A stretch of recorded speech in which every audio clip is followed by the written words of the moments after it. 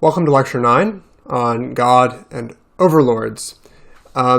This lecture has a somewhat odd title that I imposed on it to help us incorporate really two different, really quite different stories that I wanted to look at in this course. And one is one of the most famous episodes of Star Trek, The Measure of a Man, and the other is one of the most famous recent short stories in science fiction, Hell is the Absence of God by Ted Chiang. We already looked at something else by Ted Chiang earlier in this quarter, namely Arrival, which was based on a short story written by Ted Chiang as well. So today we're going to look at a particular problem that arises when we look at Ted Chiang's work. And it's a problem that has some connection to how we can think through The Measure of a Man. Even though the Star Trek episode, The Measure of a Man, has a lot going on in it that goes beyond today's topics, and in fact reaches back to some of the things we talked about last week regarding cosmopolitanism and colonialism and how we should treat those with whom we disagree and who is sort of a citizen of the world. Okay, but today's agenda. First, we're going to look at what is called the problem of evil. Right, none of our readings talked about this, but it's in all of them. So I will give you some of the background to this. And then secondly, we'll talk about the role of God and overlords in Ted Chiang's essay, or his short story. All right, the problem of evil. So this is a small section of a triptych. A triptych is like a wooden board with that opens up like this. It's a very typical surface for painting in the Renaissance, the early Renaissance, and this particular scene is by Hieronymus Bosch, or at least it's attributed to Hieronymus Bosch, from the triptych entitled "The Garden of Earthly Delights," and this is the Hell panel.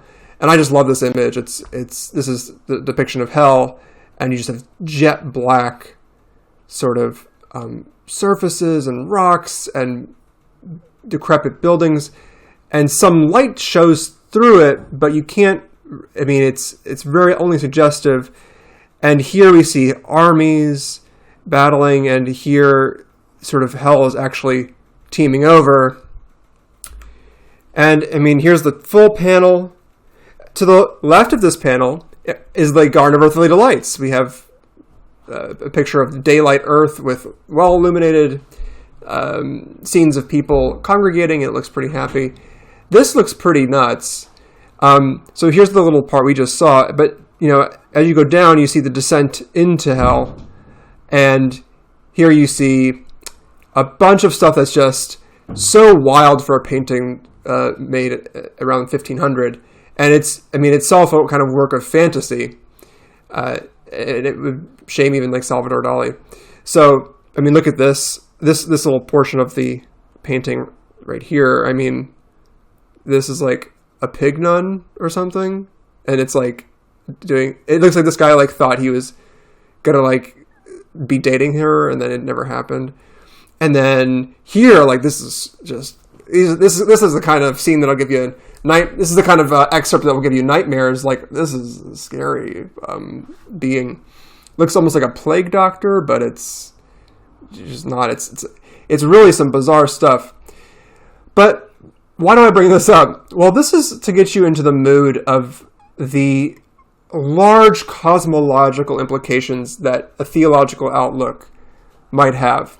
So Hieronymus Bosch was like any Renaissance person, somebody who was interested in the Christian mythos, the Christian lore, but also Christian theology and how Christian theology viewed the nature of the universe. And of course, according to sort of a Catholic conception, there's a lot of parts of the universe that are not visible to us on Earth. One of them is hell itself, and another thing that's not visible is purgatory, and another thing that's not visible is heaven. So this whole cosmology is organized in a certain way. But why is it organized in this way? And one reason it's organized in this way, and we'll see in a moment with Dante Alighieri saying this also, one of the reasons that the world is organized in this way is because of the existence of evil. The fact that evil exists has a sort of physical implications on the world, but it also has metaphysical implications on how the entire universe is structured according to Christian theology. And this is, Hieronymus Bosch is kind of very fanciful, but this is a symptom of part of this worldview. I should say, I love this painting. The wackiness of it is not meant to be like an indictment of the worldview itself. It's just an incredibly wacky painting. And if you have time, I would go through like every square inch of this panel and just see how many strange things you can find. It's like a Where's Waldo of weird. So let's talk about God for a second. So I just talked about evil for a very quick second. We'll get back to that. Let's talk about God. So in the Abrahamic religious traditions, what is God?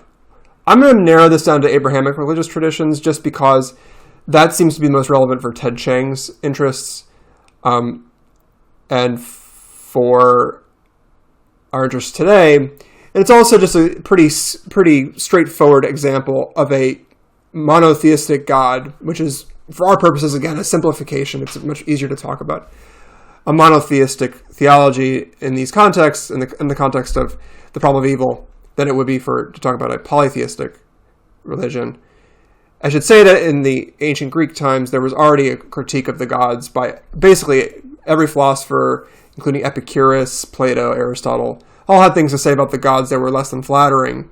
And a lot of it played on the fact that there were many gods, and that the many gods were sort of fighting amongst one another. And it seems like if the gods can't get it together, then why should we ever praise them? If you can't even overcome the quarreling that we see amongst humans, then why are you any better than us? But God in the Abrahamic traditions is not so confused as these, Jupiter, Mercury, and so on running around and disagreeing with one another. In the Abrahamic traditions, God is said to be omnipotent and omniscient and omnibenevolent. And these so-called omni-attributes were consolidated over a few centuries of theology in the Middle Ages and were sort of the received view in the second millennium after Christ. So the idea that God is omnipotent, omniscient, and omnibenevolent is shared by all the Abrahamic religious traditions, where Abrahamic religious traditions include not just Christianity and Judaism, but also includes Islam and other religions that are offshoots, like the Orthodox, some Orthodox branches, and then the Baha'i religion is also one of these. Okay, so God is omnipotent, which means he can do whatever he wants. I'm going to say he, even though actually according to all these religious traditions as well, God has no determinate gender, but whatever. I'm going to keep saying he. So God is omnipotent, which means that he's all-powerful, and he can presumably do whatever's possible. So, God is all-powerful in the sense that he can do whatever's possible. We might wonder, can he make 2 + 2 equal to 5? Probably not, because it's not possible. But whatever is possible, God can do. So God can lift a stone. Okay, and it's not clear that there could be a stone that he couldn't carry. So, but that's an old question. All right, but then he's omniscient, which means he knows everything. So not only does he know everything that's happening right now in our world, but he knows everything that has happened, and he knows everything that will happen. And he knows everything that doesn't have anything to do with our world. So he knows everything about math, and he knows everything about logic. He knows everything about morality. So he's got no lapses in knowledge. He's omnibenevolent in that he's all good. He doesn't have a bad day. He doesn't... If somebody deserves praise, he gives it. If somebody doesn't deserve praise, he doesn't give it. He knows what is good and knows what is bad, and all that. Okay, this is Jesus and God the Father. All right. But let's talk about evil. All right. So we talk about God, and God is a nice guy. But what about evil? Well, consider some examples. Consider earthquakes killing innocent children. So in the middle of the second millennium, so what was it? Around the time that around the 1600s, in the 1600s, I believe. I could be wrong. Don't quote me on that. But during the earlier parts of early modern philosophy, there was a growing sense of optimism and a growing sense of like the early rumblings of enlightenment, that maybe God could be showing his providence in the fact that we're progressing. And Leibniz is one of the philosophers who had what was called what he viewed as an optimistic philosophy, where we might live in the best of all possible worlds. And one of the examples that Voltaire used to criticize this worldview, this outlook, this optimistic outlook, in his book Candide, was the existence of the earthquakes striking Lisbon in Portugal at the time. And he thought that the existence of earthquakes in Portugal that killed innocent children was good evidence that we did not live in the best of all possible worlds, or at least it rendered puzzling how we could live in the best of all possible worlds. Similarly, like today, there's serial killers who deliberately torture and murder their victims, and we don't have to go that far back in history to think about Hitler and Stalin and how terrible they were. And these seem to be cases of evil. This is a D&D demon, and this is Satan as portrayed in an engraving depicting. This is one of the later cantos of the Inferno by Dante, and this is Sauron. So if we leave our particular world and we just go to a fantasy world, there's also presumably going to be evil even in fantasy worlds, and Sauron is a case. Is a person who's supposed to embody evil in those worlds. Okay. All right, so we have God and we have evil. Now the question is, how can the existence of evil be compatible with the fact that there is a God? All right? So let's think about this argument. The first premise is, if God exists, then God is omnipotent, omniscient, and morally perfect. Sounds good. All right. Well, this is just what we said before about the Abrahamic traditions. If God is omnipotent, then God has the power to eliminate all evil. This seems plausible because it seems possible to eliminate all evil. You have to give me an argument. You have to give me an argument. You have to give everybody an argument about why evil is necessary. Not just necessary, but why evil cannot be removed by even an omnipotent being. So 2 seems plausible. 3 is, if God is omniscient, then God knows when evil exists. Yeah, it'd be really hard. Like, you'd have to give a case where there's some evil that exists, but where God overlooked it. But if there's some evil that exists in the world and God overlooked it, that seems to really count against the idea that God's omniscient. So 3 seems true.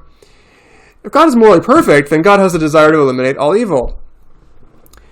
Again, it would be really strange if God did not have the desire to eliminate all evil. In other words, what would make 4 false is if we could find an instance in which there was a form of evil such that God did not desire for that evil to go away. So it seems like if God is really morally perfect, he should desire that there be no evil, that all the evil go away. So 4 seems plausible. 5, evil exists. All right. 5, there's a lot of ways to show this. One would be to look around. It looks like there's evil. Another one would be to say that, just to be to note from the perspective of Abrahamic traditions, evil is taken to exist in every one of those traditions. So there's Satan, and there's original sin in Christianity. In Judaism, similarly, there's all kinds of evil. In fact, disobeying the law as put forth in the Torah is a kind of evil. It's not good. And in Islam, of course, there's tons of different laws and practices that are supposed to guard against evil. So everybody seems to think evil exists. If you don't think evil exists, you got to tell me why. I'm not sure why. 6, if evil exists and God exists, as we just said, then either God doesn't have the power to eliminate all evil, or doesn't know when evil exists, or doesn't have the desire to eliminate all evil. Right, so if there's evil, then God knows it exists. He can get rid of it, but why doesn't he get rid of it? I mean, you might be like, oh, because he's not able to. Well, then 2 is false, but 2 is plausible, so... But maybe you would say, well, I mean, he can allow it because he didn't know about it. That would count against his omniscience. Or you might say, well, I mean, it just seems like the evil that's there, is really good. Well, then you're contradicting premise 5, because then you're suggesting that there is no case in which there's an evil such that God could remove it.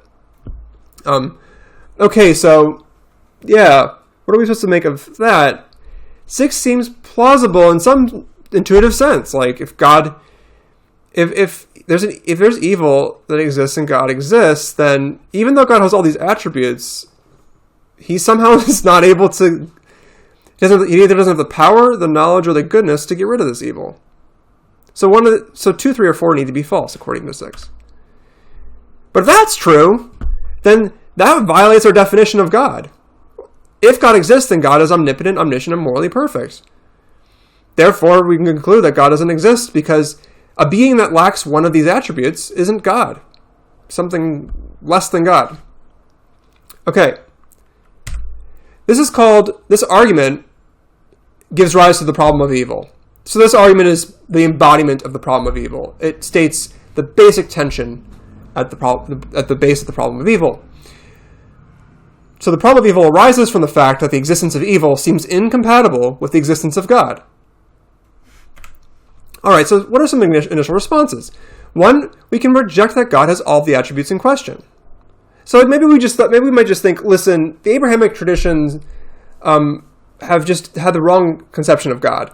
You got to give God a break, all right? I mean, how could he be all perfect in every respect? How could he be all good and all powerful and all knowing always and at the same time and forever? That seems like that's a lot of work. Well, the first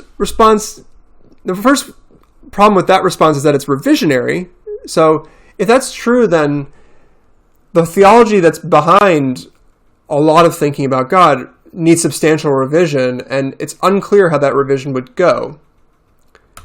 But, I mean, that's sort of not necessarily going to count against it. Suppose we revised it.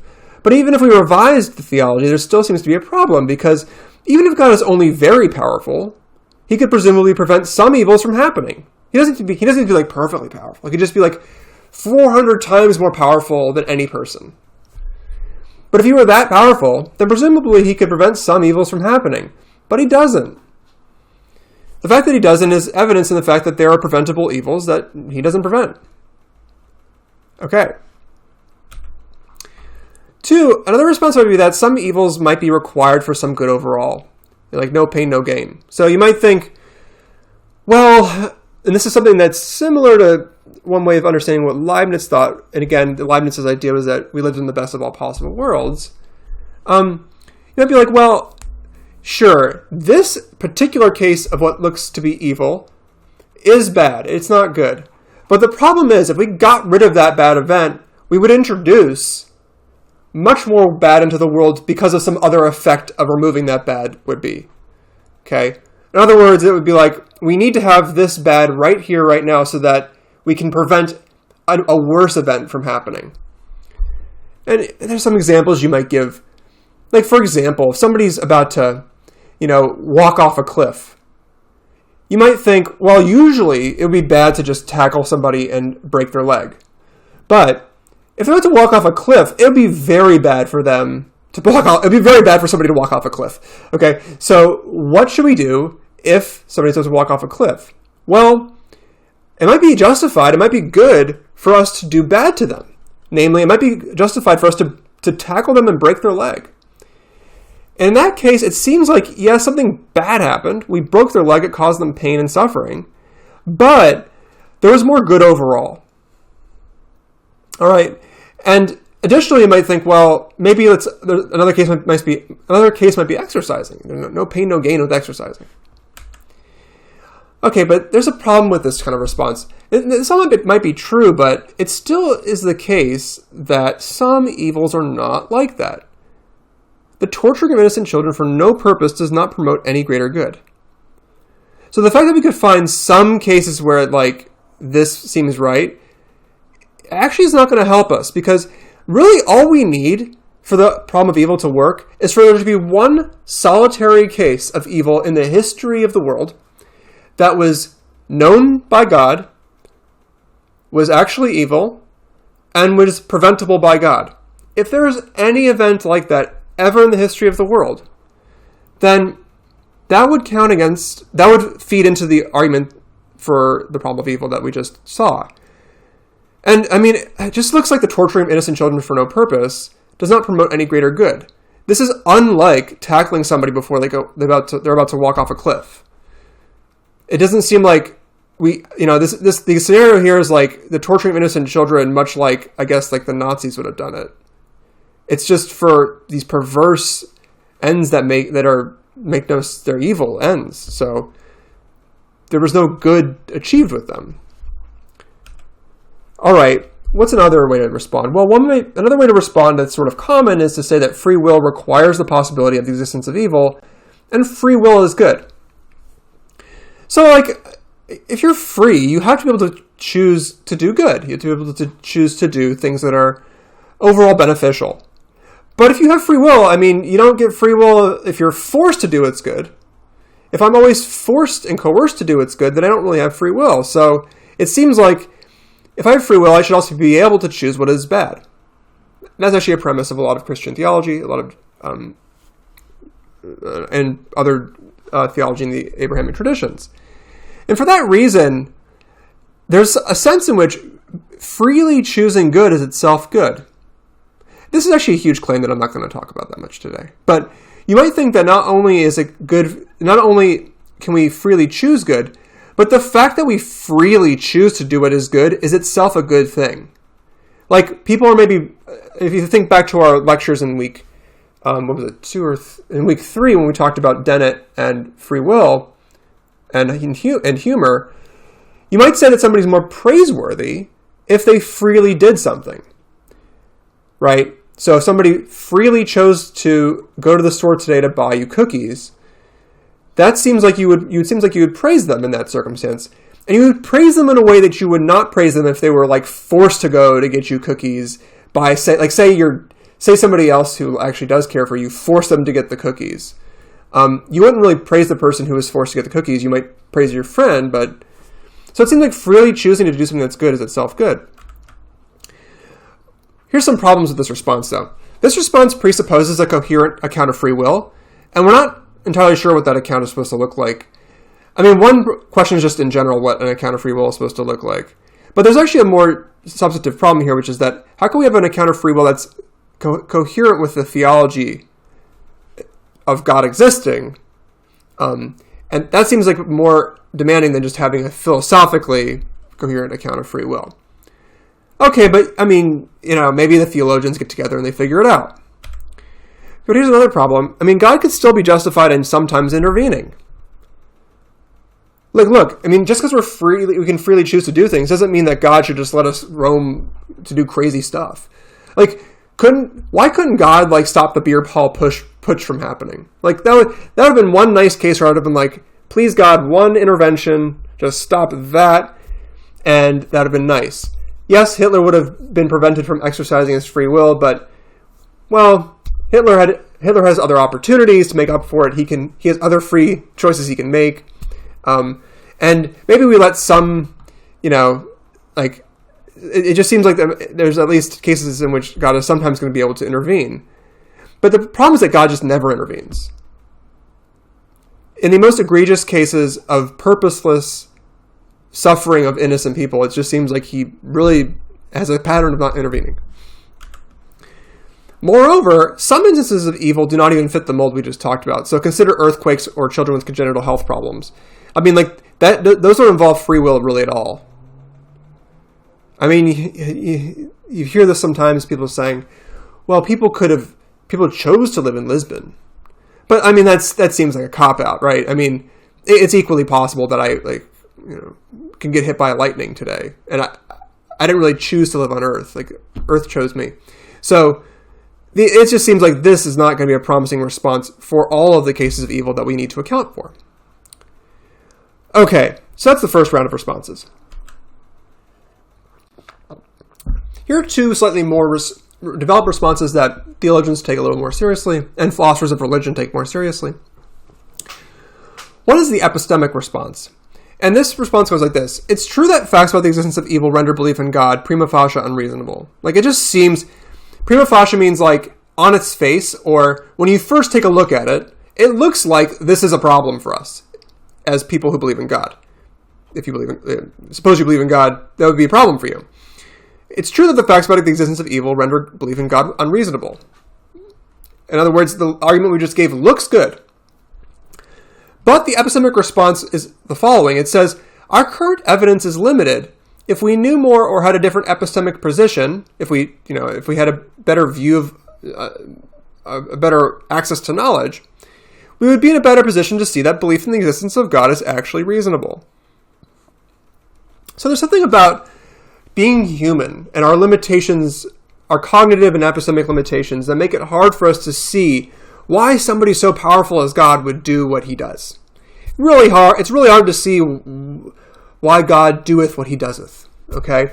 And this is itself something that is encoded in a lot of theology. In the Catholic Church, it is... I keep citing the Catholic Church because it's a tradition that I'm the most familiar with. But the Catholic Church and a lot of Christian traditions refer to mysteries. There's a lot of mysteries pertaining to God that are things that we can't really fully understand. Okay.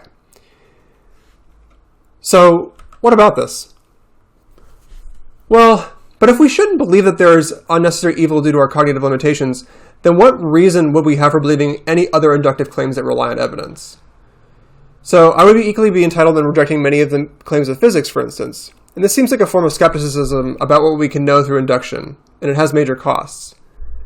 In other words, it seems like, gosh, if the evidence I have that there's been evil around me, and it's evil that has not involved any intervention by God, if I'm like mistaken about the fact that those are happening, then I should become really skeptical about basically everything I believe. So now we're getting back to like week 1. I mean, if that's wrong, if I'm just wrong about the fact that what I see is evil, or if I'm wrong about the fact that somebody could have prevented it, then it seems like I would have grounds for doubting a lot of my other beliefs. Like, if it turns out that what I see is not really evil, then why think that what I see is really physical? Or if it turns out that it's impossible for an evil event not to have happened, then why should I think that I could do otherwise? Or why should I think that I could cure cancer or do lots of other things? It seems like it would give rise to a kind of skepticism about what we can know, because it just seems to set the bar too high for what it would take to know something. Okay, we'll get back to the epistemic response in a minute, because the epistemic response plays some role in Ted Chiang. Okay.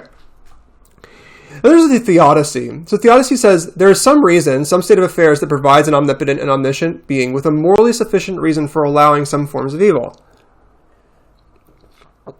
So in other words, there's some state of affairs, maybe we could even know it, or at least we could, know that it's possible, that if that state of affairs obtains, then that would suffice or give reason for allowing evil to happen. In other words, this undermines one of the premises back here. Okay. Back here that, maybe 4 needs to be rewritten to say that God doesn't have the desire to eliminate all evil, because there's reasons specified in the theodicy in which God would actually not have the desire to eliminate all evil, even though God does desire for there to be the best world. He desires the best world, and the best world is one that has some evil in it. Okay. You might also think of this as undermining premise 6, and think about that in your own time. Okay, we're going to get back to the slide. Okay. For instance, here's an example of a theodicy. Perhaps temptation to evil allows us to develop virtue, and some forms of pain perfect our soul. It's better to have such a state of affairs than it is to give people virtue from the outset at the beginning of their lives. Yeah, so this is like, the idea is like, listen, you need temptation and you need evil for us to become really strong. It's like spiritual exercise. No pain, no gain. This is sort of a similar idea. And it's better to have such a state of affairs than it is to give people virtue from the outset. Now, the theodicy has some worrisome implications. On the one hand, it's not obvious that temptation and evil are necessary conditions for the development of virtue.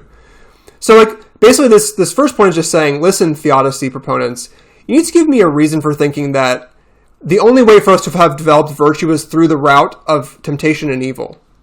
If there were other ways for virtue to develop without the existence of evil, then that's going to be a really big problem for the theodicy, because it suggests that God could have made a world in which there was virtue but no evil, and why would God do that? And on the other hand, there are still cases that are hard to explain as virtue-enabling or soul-perfecting, like end-of-life pain.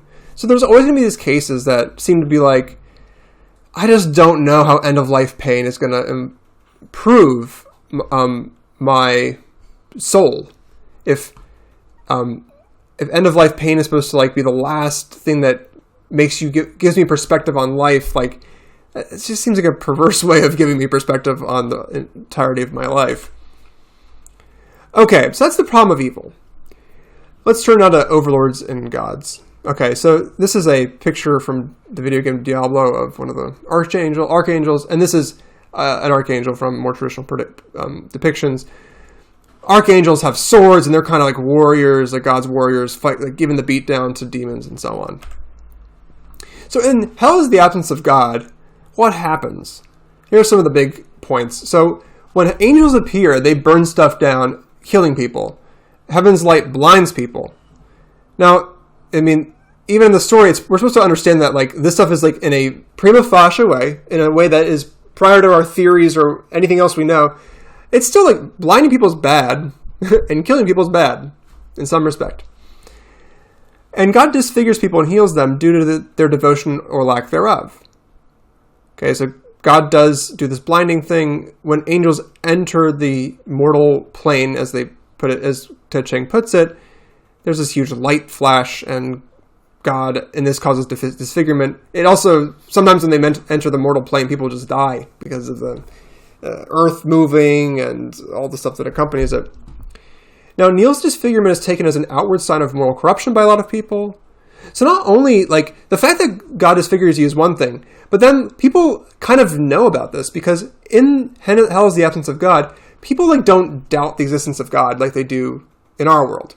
In our world, people are atheists and agnostics and stuff like that. But in Hell is the Absence of God, people are pretty sold on the idea that God exists, because there's extremely good evidence that God exists, because there's well-documented cases of miracles, well-documented cases of entrance of archangels into the mortal plane. And therefore, Neil's disfigurement is taken as an outward sign of moral corruption. It's if God disfigures people as some sort of punishment, then, surely the disfigurement is a sort of symptom of some underlying moral problem. And similarly, even Janice's legs are taken by others to be a sign of the immorality of her parents. Even though Janice didn't do anything wrong, others might look at her lack of legs and say, wait a minute, even though she's not responsible for not having legs, her parents are probably responsible. Okay. So then in summary, nearly everything that one undergoes is taken as reflecting God's providence and one's response to that providence in some way. And this is reflected in other literature. So The Scarlet Letter by Nathaniel Hawthorne is a good example. In The Scarlet Letter, we won't get into it, but the main protagonist has to wear a scarlet letter, which is the outward sign of the inner moral problems that the character is portrayed as having. The A stands for adulteress, and everybody can tell who looks at her you're an adulteress, and that sucks for you, and you did bad things. So it breeds this sort of culture you can sense in the short story, and it's a culture that's also present in The Scarlet Letter, in which people are judging people based on their outward appearances pretty heavily. Now, John C. Wright describes this story, he describes Hell is the Absence of God as a trite anti-Christian propaganda piece. So here's why you might think this. You might think, well, listen, science fiction has latitude. In science fiction, we can make stuff up. And in this story, sure, it's fine as a piece of story goes, but as far as giving us theological insight, it doesn't do that. Why? Because it's stacking the cards against God. It's an unrealistic portrayal of the Abrahamic tradition's conception of God, and it gives us very little purchase on how God would actually function. And it gives us very little purchase on our actual metaphysical circumstances here. In other words, like John C. Wright's criticism might be that that this short story fails to live up to the expectations and purposes of science fiction that we laid out at the very beginning of this course. Remember, we said science fiction at its best should be a kind of thought experiment, as Ursula K. Le Guin argued, and it should be a kind of thought experiment that gives us a purchase or insight into the actual state of affairs that we're in today. It's not just like the spyglass of the future, and it's not just sort of fanciful what if stories. It's supposed to give us, at its best, a kind of purchase on how things are. And John C. Wright is saying that that is not what we're getting from the short story. So I'm just going to go ahead and editorialize, because I feel like I'm attacked because I gave this to you. So first of all, I should say this is a minority opinion. And John C. Wright's kind of... John C. Wright is a strange character. He lives in Chula Vista. He's actually a pretty established science fiction author, and he's actually a lawyer as well. And this is an ad hominem attack, but he claimed he converted to Catholicism at age 40 after having claimed to have seen like a vision. So visions are possible, but I don't know what to make of it. And not only does he claim that, but he claims a lot of other very mystical things have happened to him that are somehow dispositive and supportive of his conversion. Okay, so I just disagree with this claim. Why is that? Well, because I think like Hell's the Absence of God picks up on part of the tradition of how hell is viewed, and it picks up on important aspects of the problem of evil, as we're about to see. So, I mean, just look at Dante Alighieri's Divine Comedy, and if you've not read the Divine Comedy, I highly recommend it. It is a great work of theological... it's hard to actually say what genre it is. It's a poem, but it is a fantastical poem that is sort of... If you think of it as an epic, some people think of it as an epic. I also might think of it as a piece of fantasy, because not everything that's in the Divine Comedy is thought is like theologically correct according to like the church, but it also has some definite theological elements. It's widely regarded as the greatest work of literature of all time. All right, so people, I should say, top five. All right, so and in this Divine Comedy, people are placed in hell. Some of them seemingly good people. So, for example, who's placed in hell according to Dante? Plato and Aristotle. They're in hell. They're in ring 1 of hell. Because why? Because they rejected. They did not praise God. And you might be like, wait, but this is before Christianity, so therefore they couldn't have praised God in the way that Dante thought was appropriate. Well, nevertheless, Plato and Aristotle are in hell. And you might think they might not deserve to be permanently separated from God, but they are. God distributes certain forms of torment to those in hell based on their sins, and those in purgatory are given tasks to make them more suitable for admission to heaven. So just like we see by the end of Hell is the Absence of God, I mean, God does distribute torment, and if you read the Divine Comedy, or just even look at like infographics about each of the rings, you can see that the types of torture that are meted out to the personas in each of these rings is weirdly appropriate for their past transgressions. So that's a parallel. And similarly, the traveler in the story, who's basically Dante is portraying himself as the traveler in the story, is subject to visions of Beatrice that renew his confidence that God should be praised. So these constant, this sort of traveling, the spiritual journey that Dante goes through is guided by visions. It's guided by visions of Beatrice, very much like people in the story are guided by visions to become less ambivalent toward God. So I just don't buy this. I think that in some respect, Ted Chiang's book gives us some insight into the sort of cosmology that is, broadly speaking, theological. And that's not to say that Ted Chiang is not criticizing this theological framework. He certainly is. We should admit that from the outset. There's a critique here, but the idea that it's just sort of misrepresenting that tradition is, I think, unfounded. Okay. So Sarah's death. What happens with Sarah's death? Well, Sarah was devout, and if you remember, Sarah was like sort of the reason that Neil was ever thinking God was all right. So Neil calls her the best argument for loving God. If it weren't for Sarah, then he would never even think about loving God. And it's sort of like all of the love that Neil might have for God is channeled through Sarah. Okay. Yeah. But she dies. God takes her. So there's no Sarah. And the idea is that God would nevertheless demand Neil's love. But what's the problem with this?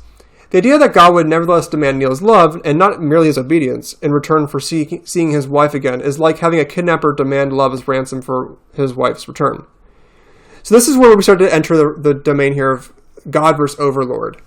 You know, an Overlord might demand obedience, and might even demand love, but is that really something that an omnibenevolent God would do? So you think about that. But at any rate, in this story, the idea that God would nevertheless demand Neil's love in return for seeing his wife again is just really a transactional thing here, and it seems weird.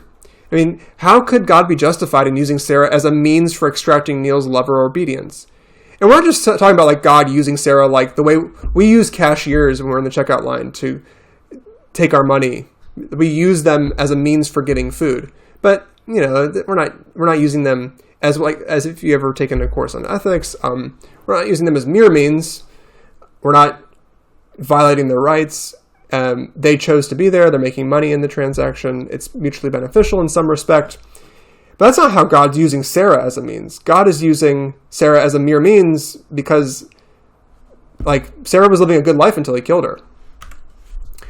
All right, so this brings us to seeing the light. And this might be a way to answer this question I asked here, which is, how could God be justified in using Sarah this way? And seeing the light might be a way for that to work. Perhaps there's something that Neil is not getting about God's providence, plan, or reasoning. Now, light seekers try to find a case of angelic visitation so that they can see heaven's light. Because if you remember, angels enter the mortal plane, and then through the little crevasse that opens, the little rift, as for you fantasy lovers out there, the little rift that opens allows light to shine through it from heaven, and apparently it is effing bright.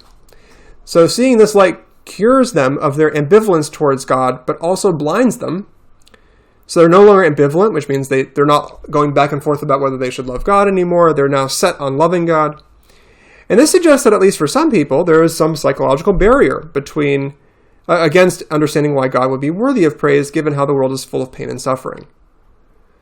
So after seeing the light, people were like, "Oh God, I got it, God.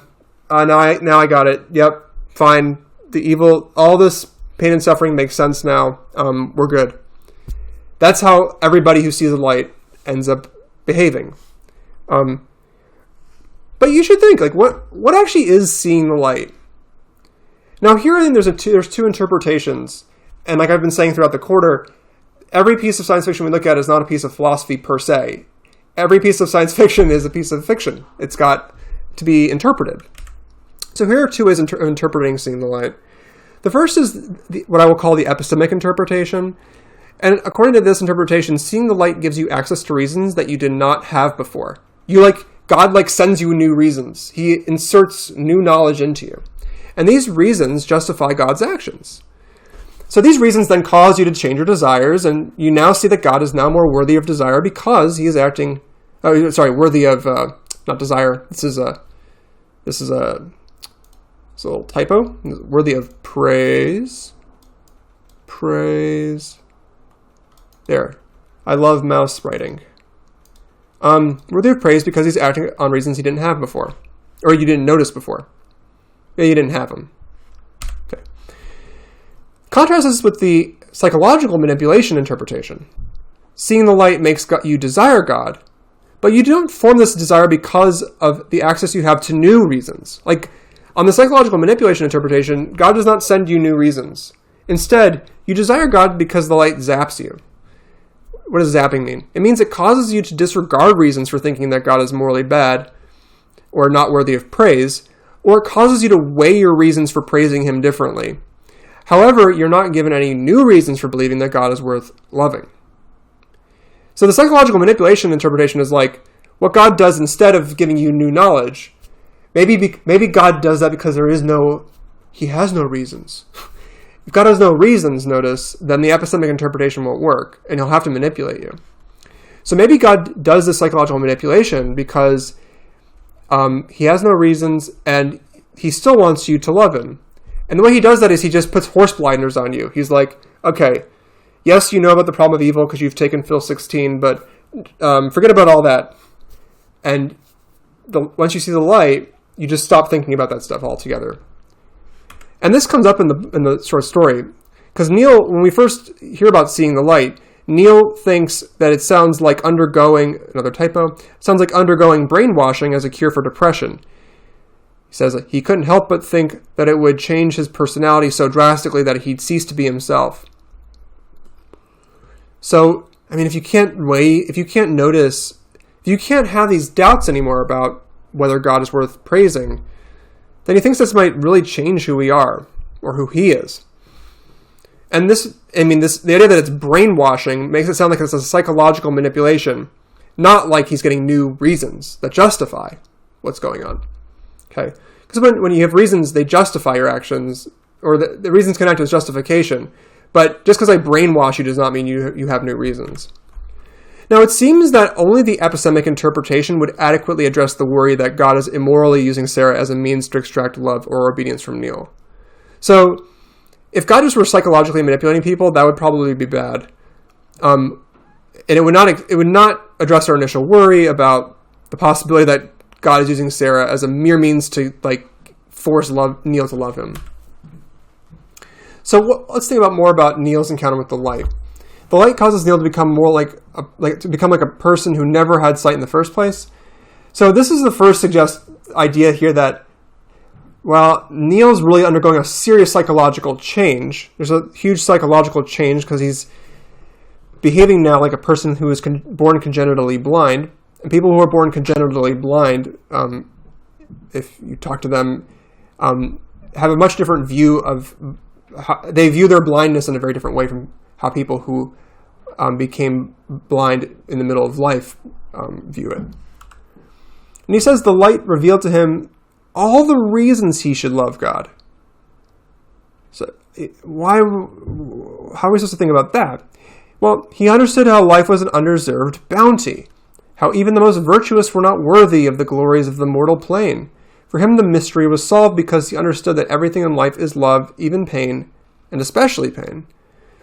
So minutes later, when Neil finally bled to death, he was truly worthy of salvation. And God sent him to hell anyway. So there's a lot to say here. One thing is that it seems to support the epistemic interpretation. Why is that? Well, it's because it seems like God is faxing Neil some new reasons. He's not just merely he's not just manipulating him psychologically, he's also giving him new reasons. And we could read this here as saying, Neil sees and understands things he did not understand before. He's not just being brainwashed. And compare this, so the second thing that happens here is what we're going to talk about now, which is that despite the fact that Neil is worthy of salvation, God sends him to hell anyway.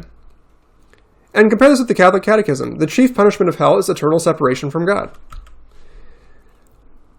This is a direct quote. So afterwards, after this whole encounter, Ethan tells people that justice in the afterlife is not more guaranteed than it is in the mortal plane. Now that is decidedly not what the Catholic Catechism says. That is a conclusion that is not drawn by any of the Abrahamic traditions. Well, is Ethan right about God or heaven as portrayed in the story if the epistemic interpretation is true? Because remember, we're wondering, if the epistemic interpretation is true, then God gave Neil new reasons. He didn't just manipulate Neil, he gave him new reasons. And why would this undermine Ethan's argument? Why would the epistemic interpretation undermine Ethan's claim that heaven is no more just than earth, or the mortal plane? Well, you say, yeah, this is if the epistemic interpretation is true, is Ethan right about heaven as portrayed in the story? I should have said no. No. Wait. This first thing here is the argument for no. You're all getting your money's worth today because I'm adding so much content while on air. Okay. So the first answer might be no. Ethan is not right about God as portrayed in the story. Why is that? Because Neil did not properly align himself to God's plan, so people who do not acknowledge these reasons deserve punishment. There is thus justice in the afterlife. Because if you get new reasons, and if Neil just was not latching on to the truth, then that counts against Neil, according to this first response. But you might think,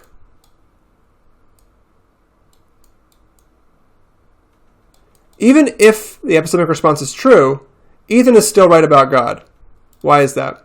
Well, one might wonder, why should one's performance on earth in less optimal epistemic circumstances be the deciding factor of one's eternal fate?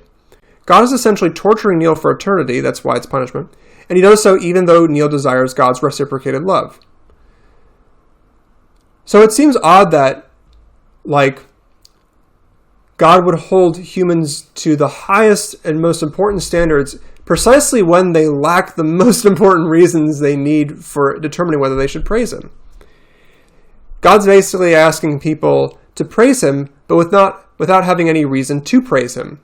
God wants reasonless or irrational praise on this second response. Well, that would seem problematic. I thought God would probably want people to praise him for the right reasons. So it seems like Ethan might have a point here. It seems like there might be no more justice in the afterlife than there is on earth, if it's both the case that Neil was truly worthy of salvation and he went to hell. Okay. So we'll end on two themes here. One is the comparison to Job, and this is something that Ted Chiang brings up explicitly when he discusses this work. And this is at the end of the book. There's a bunch of blurbs about each story. Ted Chiang writes about the book of Job. One of the unsatisfying things about the book of Job is that in the end, God rewards Job. So Job is in the Bible portrayed as a holy man who actually undergoes a lot of suffering. And he actually gets he's got some buddies who are actually mean to him. And they criticize him. Even though Job, in his innermost being, is one of the best people alive. One of the most morally perfect people alive. And one of the most loving people toward God. He still undergoes suffering. What Ted Chiang says is that it's unsatisfying that the book of Job involves God rewarding Job in the end. So let's leave aside the question of whether new children... This is a quote from Ted Chiang here. Leave aside the question of whether new children can compensate for the loss of his original ones. Why does God restore Job's fortunes at all?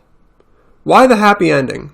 One of the basic messages of the book is that virtue isn't always rewarded. Bad things happen to good people. Job ultimately accepts this, demonstrating virtue, and is subsequently rewarded. Doesn't this undercut the message? Shouldn't the book have ended with Job still bereft of everything? In other words, why would God deny a virtuous man like Job happiness throughout his entire life, but at the very end be like, oh, just kidding. You're fine. You got it. What? Couldn't it be also possible that Job just kept... A virtuous man would keep doing what he keeps doing whether or not God ever rewarded him? Why would God ever stop him from suffering? Well, that's kind of the premise of hell is the absence of God. That you might think of hell as the absence of God as like the book of Job in reverse. So the book of Job is you should definitely read it if you've not done so. But suffice it to say, this book involves somebody like Neil, who maybe Neil's not the most virtuous person, but certainly has some virtue. But at the end of the story, he is clearly worthy of salvation, but God equally clearly does not give it to him. So does it really matter that God makes up for the suffering after the fact? This is getting back to the problem of evil. Does it matter that God at the end makes up for the suffering? Would the problem of evil and Ethan's claims lose teeth if virtuous people met the same fate as Job, as opposed to the fate of Neil? I mean, I suppose God was not an asshole at the end, like he is in Hell is the Absence of God. Suppose God was actually trying to be God. He was actually trying to be all good. This is at least the way the objection would go. Suppose he was trying to do that. Like, would that undermine the problem of evil?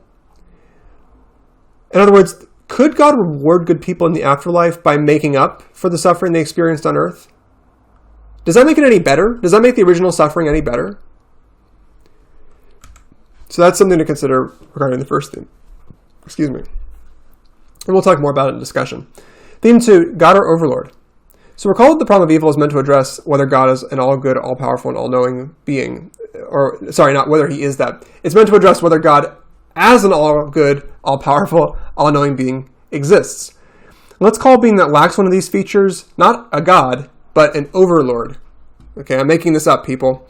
So somebody who's got maybe some of these features, or maybe has a lot of power but not all the power, is an overlord. God has all three of these. So here's two questions to reflect on. One is God the character in Hell's the Absence of God? Is he a God or an overlord? Second question. Suppose that our universe was created.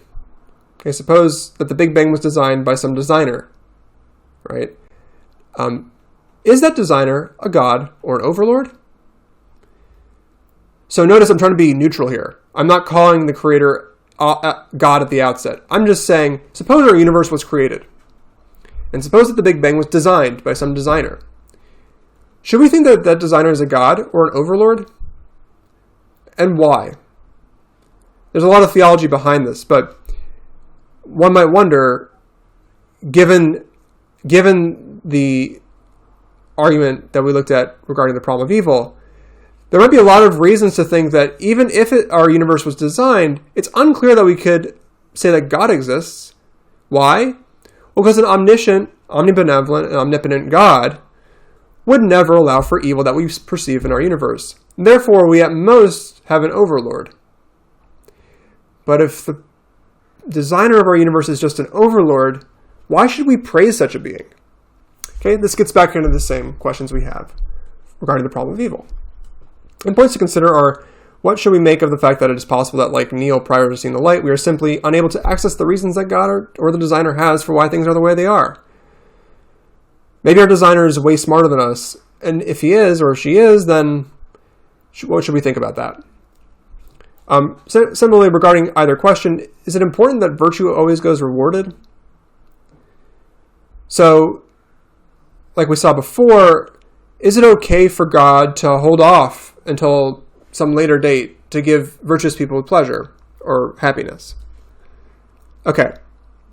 Or if God did that, would he just merely be an overlord now? Because now he's like holding off pleasure and he doesn't need to do that.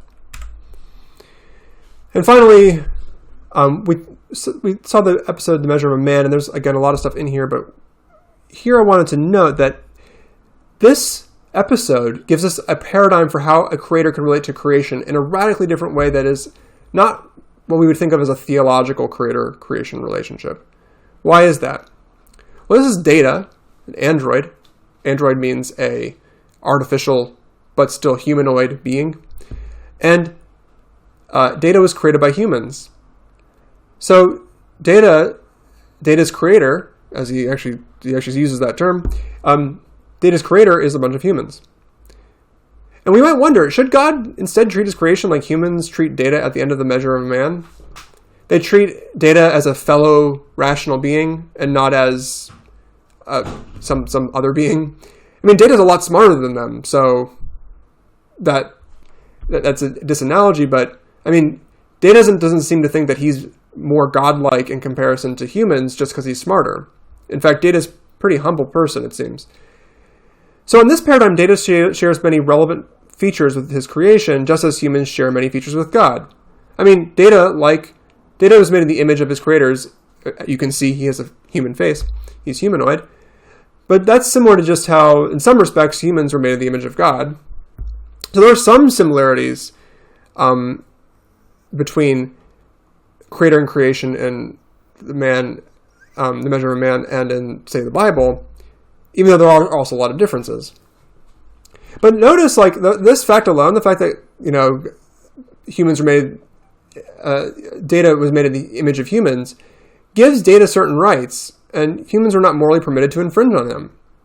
And as we go through the trial scene, we see exactly why data has these rights. And they don't have to do with the fact that data has or lacks, say, the biological guts that humans have. It instead seems more relevant that data has the capacity to choose. The capacity to choose and to make choices and to deliberate seems much more important for giving data rights. It's more important than biological concerns or the mere fact that data was created. Okay, so that was the lecture on Gods and Overlords. Probably our strangest lecture this quarter. It gets into give you a sort of smattering of philosophy of religion. Next class, we will talk about the topic of the meaning of will, and we'll look at theories by Susan Wolf and Samuel Scheffler, as well as two absolute classics in the history of television, San Junipero and Time Enough at Last. So I will see you then.